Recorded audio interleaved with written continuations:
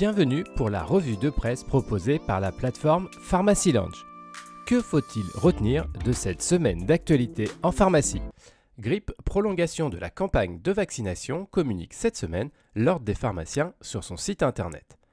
La situation épidémiologique est en effet toujours aussi importante sur le territoire. Les pharmaciens d'officine peuvent donc continuer leur campagne de vaccination, notamment auprès des populations à risque jusqu'au 29 février. Le communiqué précise également les modalités de déclaration disponibles sur le site Amélie Pro. Reprise des produits de contraste, radiographie d'un grand flou, publie cette semaine le Moniteur des pharmacies.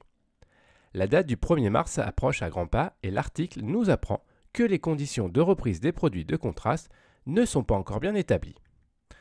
Dans un premier temps, les grossistes répartiteurs avaient été accusés de ne pas vouloir assurer la reprise des médicaments non utilisés en officine. Mais l'article nous apprend que le problème semble venir de plus haut au niveau des laboratoires producteurs de produits de contraste. Ces derniers ne voulaient pas assurer les retours du circuit traditionnel. Finalement, les choses semblent se résoudre doucement avec l'intervention du ministère de la Santé afin que la situation évolue favorablement. A priori, les grossistes pourront eux seuls renvoyer les invendus dans le circuit de ville auprès des fournisseurs.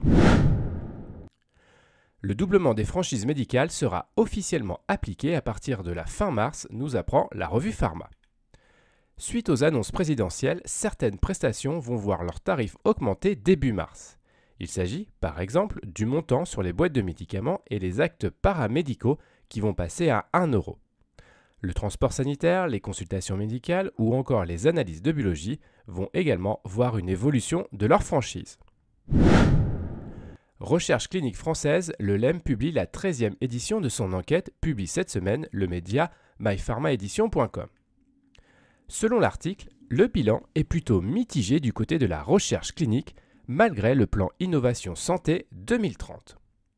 La bonne nouvelle vient des essais cliniques réalisés en France qui permettent notamment à des patients de pouvoir bénéficier de nouvelles thérapies avant leur commercialisation. Mais le contexte international fait que l'Europe peine à rester dans la course face aux États-Unis et à la Chine. La réglementation européenne semble être un frein à la croissance des études cliniques. En France, les autorités espèrent que le plan Innovation va permettre de soutenir les projets d'essais cliniques innovants. Cette revue de presse vous a été proposée par Pharmacy Lounge. N'hésitez pas à vous inscrire pour découvrir les différents services de la plateforme. C'est gratuit, sécurisé et confidentiel.